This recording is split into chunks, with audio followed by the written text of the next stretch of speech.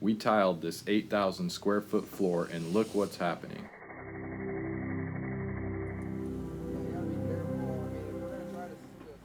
And here's the fix. Okay, so here we are at the supermarket. We did last year, we did about 8,000 square feet of tile. We got all this beautiful porcelain tile floor, and we're having issues with tiles breaking. We've come back and we repaired a few of them here and there, but the problem in these few areas got really bad. So we got these trouble spots where tiles are actually breaking. They're starting with like a splinter, and then as traffic and the pallet jacks roll over them, they're completely just almost disintegrating. So we need to find out what's going on under it. We started pulling up a couple tiles here, and I want to show you what's going on. So what we have here is porcelain tile. As I peel this up, we have thin set mortar under the porcelain tile, and we're going on gypsum underlayment, otherwise known as gypcrete. Now, what's happening is this gypcrete is what we went over. This is the slab foundation, the original slab foundation.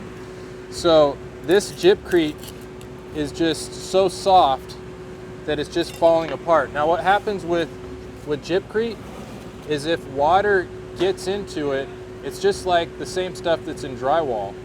It just starts to turn to mush and disintegrates. So this was all dry when we started, all of this gypcrete. We have moisture that's coming in into the floor, and it's weakening the gypsum underlayment in these areas. So no matter what's on top of it, it's gonna fail because the substrate underneath is just crumbling. Well, other areas of the store are doing great where there wasn't water, but wherever there's water, this gypcrete just turns to mush, and it compresses and it falls apart, and the floor is just failing. So we got these large areas. So here's another good area. So here's what we went on top of. We put a primer on top of the gypcrete. We put a crack isolation membrane, which is the pink stuff. This is mercury fracture free on top of that. And then we did our thin set mortar on top of that. Again, the problem is underneath it. I can just take my margin trowel and go right through it. That's our gypsum underlayment. That's the gypcrete.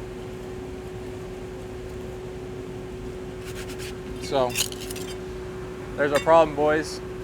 So what we're gonna do for the repair, we're gonna take all the tile out, get down to the original slab concrete foundation, put a primer down, float mortar over it, put our thin set mortar on top of it so that it's a solid system, and we're just got to get rid of this gypcrete in all the areas where there's water. Wherever there's water that hit this gypcrete, we need to get it out. The areas where it's staying dry are holding up fine. So we're gonna have a few long nights ahead of us. What time is it, guys? 9 o'clock? Time to get to work. 9 o'clock? 10 o'clock. 10 o'clock. So it's gonna be a long night here, this first night. Do a time lapse. And yeah, do a time lapse. So we're gonna get with it, boys. Let's go. So when we did the original consultation on this job, we went to a few different manufacturers. We talked to Ardex, we talked to Schluter, we talked to Tech, and all of them said that you can go over gypsum underlayment. And as a matter of fact, most of them in their instructions have the protocol for gypcrete or gypsum underlayment. The problem is the water. All the condensation in all of the refrigeration cases in this building, they're set up on what they call an evac system. So all of the condensation goes into these boxes, they call them buffer boxes, and as soon as they fill up, a float hits a certain level, and that moisture gets evac'd through PVC pipes up into the rafters and then down and disposed of outside of the building. This building has no gravity sewage system underneath. It all has to be evacuated up and out. So what's happening is in these certain areas is these buffer boxes are overflowing, getting in the gypcrete, and that's when it gets soft and crumbly and everything's starting to fail. So it's unfortunate. But I did tell the general, I said, hey, we need to keep this stuff dry. If it gets wet, we got problems. And unfortunately, in these areas that are getting wet, that's where the failures are occurring. I stand behind my work, and even if I have a part in it and it's not my fault, like you saw on my other shower video, I'm gonna come back and redo it, whatever it takes. I mean, we sit down, we figure out how we're gonna work it out, but I'm gonna be there. If you call me on a callback, I'm there to pick up and come fix it. And that's not the case for all people, as you know. And if you've ever met somebody who says they've never had an issue on a job and they've never done anything wrong, they're probably full of crap, because I mean, there's always stuff that can happen. No job can ever go perfect. Job site conditions they vary. We're in a really humid environment where we're at. It's cold and it's humid, it's foggy a lot here. So they have moisture problems in these areas with condensation. So it just is what it is. We're going to get it done. We're going to work until we get all this done and fixed and get it all right the way it should be done.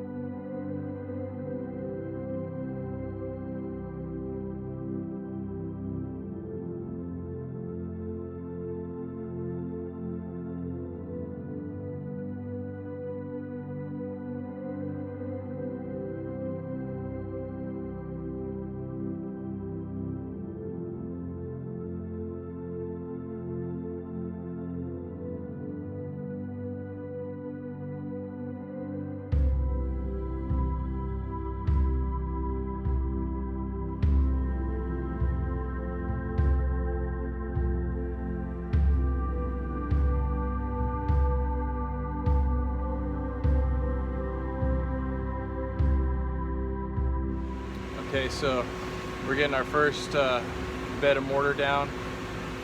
We're working fast. This stuff is going off super quick. By the way, it's about 2 in the morning right now, and going strong, man, making it happen. Yeah, there you can see what we got going on there.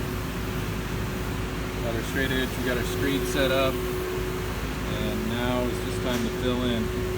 But this stuff is already setting up. It sets up super fast. We don't have a choice though. Anything else won't set up. Next to these refrigerated cases in high humidity, we need this mortar to set up fast. We need foot traffic on this tomorrow.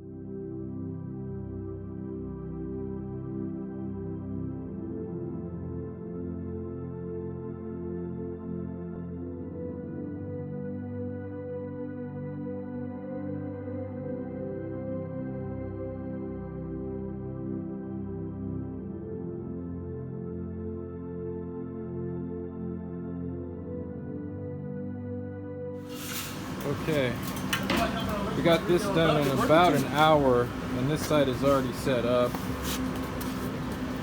This side is still a little soft.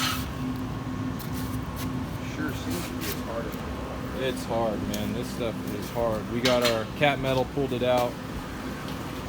The float is flat and nice.